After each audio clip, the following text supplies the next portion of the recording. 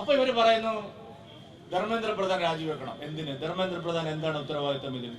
ഈ communist party Keralam ഭരിച്ച 10 കൊല്ലം എത്ര പരീക്ഷ പേപ്പർ ചോർന്നു? കോൺഗ്രസ് ഭരിക്കുമ്പോൾ ഇവിടെ എത്ര ചോർന്നു? 2003 SSLC പരീക്ഷ പേപ്പർ ചോദ്യം ചേരുമ്പോ ആരായിരുന്നു മുഖ്യമന്ത്രി? വിദ്യാർത്ഥികൾക്കിടയിൽ ഉണ്ടായിട്ടുള്ള ആശങ്ക മുതലെടുത്തുകൊണ്ട് വിദ്യാർത്ഥികളുടെ പേരിൽ നടക്കുന്ന ജന്തർ മന്ദറിലെ സമരം ഏതാണ്ട് 40 ദിവസത്തോളം അടുക്കുകയാണ്. ആ സമരം ഹൈജാക്ക് ചെയ്തുകൊണ്ട് നമ്മുടെ പ്രതിപക്ഷ നേതാവ് ശ്രീ രാഹുൽ ഗാന്ധി, അറിഞ്ഞുകൂടാ അല്ലെ, ഇത്ര ദിവസം എവിടെയായിരുന്നു നമുക്ക് ആർക്കും അറിയില്ല. ജന്തർ മന്ദറിൽ ഈ സമരമൊക്കെ നടക്കുമ്പോ രാഹുൽ ഗാന്ധി ഇന്ത്യയിൽ എവിടെ ഉണ്ടായിരുന്നില്ല. എവിടെയാ ഉള്ളതെന്ന് കേന്ദ്ര സർക്കാരിന് അറിയാം. പക്ഷെ അത് രാഹുൽ ഗാന്ധിക്ക് അറിയാം, മോദിക്കും അറിയാം. ഇങ്ങനെ ഒരാള് രാജ്യത്തിന്റെ പ്രതിപക്ഷ നേതാവായി ഒരു 25 കൊല്ലം കൂടി ഇരിക്കണമെന്ന് ആഗ്രഹിക്കുന്ന ഒരു പാർട്ടിയാണ് ഭാരതീയ ജനതാ പാർട്ടി എന്ന് പറയാൻ എനിക്കൊരു മടിയുമില്ല. പുള്ളി ഇടക്കിടക്ക് പോവും, ഒരു 1.5 ആഴ്ച 2 ആഴ്ച അവിടെ താമസിക്കും, തിരിച്ചു വരും, പെട്ടെന്ന് കുറച്ച് ബഹളങ്ങൾ വയ്ക്കും. അപ്പൊ ഈ 40 ദിവസമായിട്ട് അവിടെ നടക്കുന്ന സമരത്തിൽ രാഹുൽ ഗാന്ധി ചിത്രത്തിലേ ഉണ്ടായിരുന്നില്ല, കോൺഗ്രസ് പാർട്ടി ഉണ്ടായിരുന്നില്ല. കോൺഗ്രസ് പറഞ്ഞത് ഈ സമരം BJP സ്പോൺസേഡ് സമരം എന്നാണ്. വെറുതെ പറയുന്നതല്ല. കോൺഗ്രസിന്റെ ഔദ്യോഗിക നേതൃത്വം ജന്തർ മന്ദറിൽ നടക്കുന്ന സമരത്തെ കുറിച്ച് പറഞ്ഞത് ഇത് BJP സ്പോൺസർ ചെയ്ത ഒരു സമരമാണ്.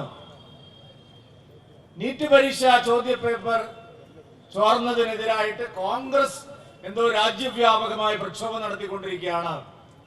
അതിനെ ദുർബലപ്പെടുത്താൻ BJP തന്നെ സ്പോൺസർ ചെയ്യുന്ന സമരമാണ് ജന്തർ മന്ദറിൽ നടക്കുന്നത്. ഇതായിരുന്നു കോൺഗ്രസ് പറഞ്ഞത്. പാർലമെന്റ് തുടങ്ങിയ ദിവസം, ഈ പാർലമെന്റ് സമ്മേളനം തുടങ്ങിയ ദിവസം നിങ്ങൾ ശ്രദ്ധിച്ചിട്ടുണ്ടാവുമെങ്കിൽ പല മാധ്യമങ്ങളും ഇവിടെ പറഞ്ഞ പോലെ അത് പറയാൻ ധൈര്യം കാണിക്കില്ല. കോൺഗ്രസിന്റെ രാജ്യസഭയിലെ പ്രമുഖ നേതാവ് ജയറാം രമേശ് ഈ സമരത്തിൽ ഞങ്ങൾക്ക് വിശ്വാസമില്ല എന്നാണ് പറഞ്ഞത്. ഇത് BJP സ്പോൺസേഡ് സമരമാണ്. പിന്നെ മലയാള പത്രങ്ങൾ വായിച്ചിട്ട് കാര്യങ്ങൾ മനസ്സിലാവില്ല. അതുകൊണ്ട് നമ്മൾ ഇംഗ്ലീഷ് പത്രങ്ങളെയോ ഹിന്ദി പത്രങ്ങളെയോ ആശ്രയിക്കേണ്ടി വരും കേരളത്തിലെ ജനാധിപത്യ വിശ്വാസികൾക്ക് വല്ലതും മനസ്സിലാവാൻ. അതുകൊണ്ട് ആ പത്രങ്ങളിലെല്ലാം വന്നിട്ടുണ്ട്, ദേശീയ മാധ്യമങ്ങളിലെല്ലാം വന്നിട്ടുണ്ട്. ജയറാം രമേശ് പറഞ്ഞത് ഇത് BJP സ്പോൺസേഡ് സമരമാണ്, രാജ്യസഭ രേഖകളിലുള്ളതാണ്. പക്ഷേ പാർലമെന്റ് സമ്മേളനം ആരംഭിച്ച ഉടനെ വിദേശത്ത് പോയി സുഖവാസമെല്ലാം കഴിഞ്ഞ് കായകൽപ്പ ചികിത്സയെല്ലാം നടത്തി തിരിച്ചു വന്ന നമ്മുടെ പ്രതിപക്ഷ നേതാവ് ഒരു ബഹളം, ഒരേ ബഹളം. നമ്മുടെ നാട്ടിലെ പത്രങ്ങളും ചാനലുകളും എഴുതുന്ന ഇന്ത്യ ഒറ്റക്കെട്ടായി. ഞാൻ ഇന്നലെ രാത്രി മുഴുവൻ ഈ TV കണ്ടു. എന്താണ് അവിടെ നടക്കുന്നതെന്ന് അറിയണത്. ഞാൻ ഇടക്കിടക്ക് ഈ പുട്ടിൽ തേങ്ങ ഇടുന്ന പോലെ മലയാളം ചാനലിൽ വെച്ചു. എല്ലാം ആരെയും പ്രത്യേകിച്ച് പറയണ്ട, എല്ലാവരും ഇന്ത്യ ഒറ്റക്കെട്ടായി. ആദ്യം പറഞ്ഞു ഇന്ത്യ സഖ്യം ഒറ്റക്കെട്ടായി എന്നാണ്. പിന്നെ പറഞ്ഞു ഇന്ത്യ ഒറ്റക്കെട്ടായി ഗാന്ധി സ്മൃതിയിലേക്ക് നടന്നെടുക്കുകയാണ്. അവിടെ വണ്ടി തടഞ്ഞു, അങ്ങനെയാണ് ഇങ്ങനെ. ഞാൻ നോക്കുമ്പോൾ ആരൊക്കെയാണെന്ന് അറിയാം ഇന്ത്യ ഒറ്റക്കെട്ടായിട്ട് ഗാന്ധി സ്മൃതിയിൽ എത്തിയത്.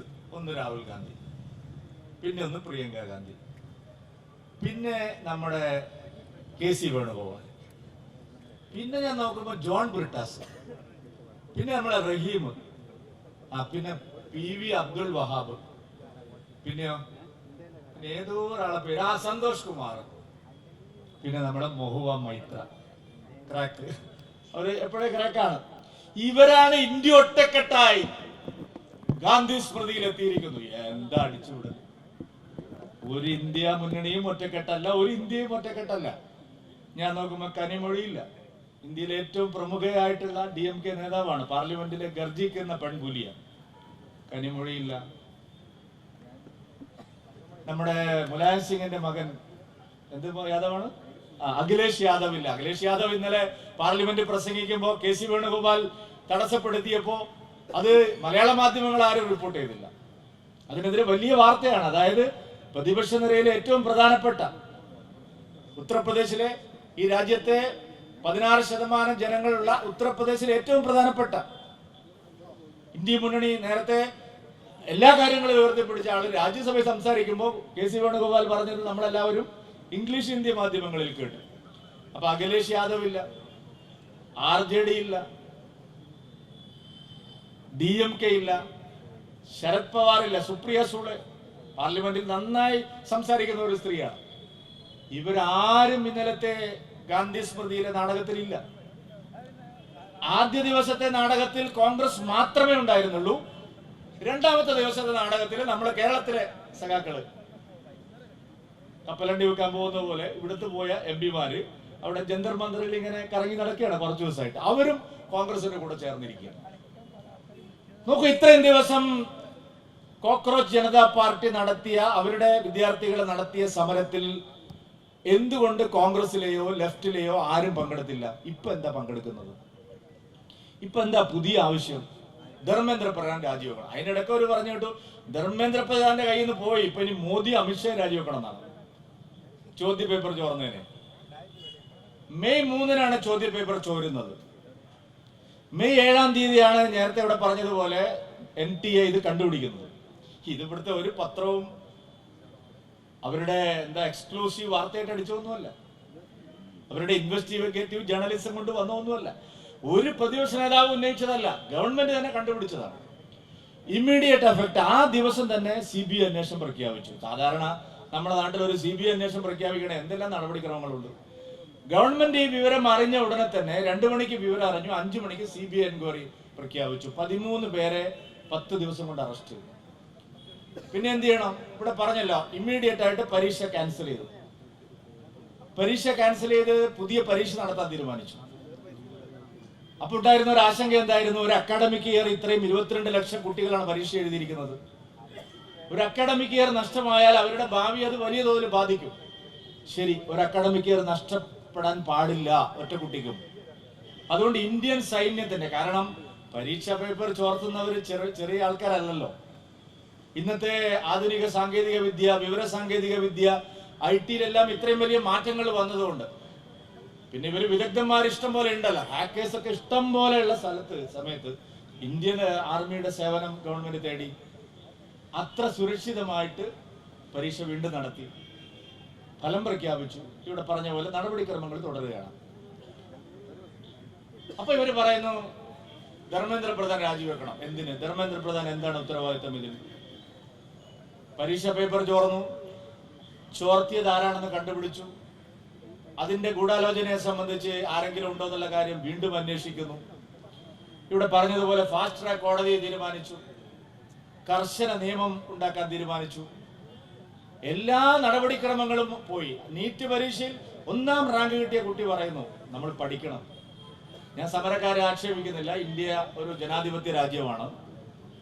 കമ്മ്യൂണിസ്റ്റുകാർ ഇവിടെ ബഹളം വെക്കുന്നു. ചൈനയിലോ വേറെ കമ്മ്യൂണിസ്റ്റ് രാജ്യങ്ങളിലൊന്നും ഒരു സമരവും ഇല്ല, പ്രതിപക്ഷ നേതാവും ഇല്ല, വേറൊരു പാർട്ടിയും ഇല്ല, പാർലമെന്റ് തന്നെ ഒരു ചർച്ചയില്ല, ഒന്നുമില്ല. പക്ഷെ അവരിവിടെ പറഞ്ഞു ഭയങ്കര ജനാധിപത്യമാണ് അവർക്കിവിടെ. ഈ കമ്മ്യൂണിസ്റ്റ് പാർട്ടി കേരളം ഭരിച്ച 10 കൊല്ലം എത്ര പരീക്ഷ പേപ്പർ ചോർന്നു? കോൺഗ്രസ് ഭരിക്കുമ്പോൾ ഇവിടെ എത്ര ചോർന്നു?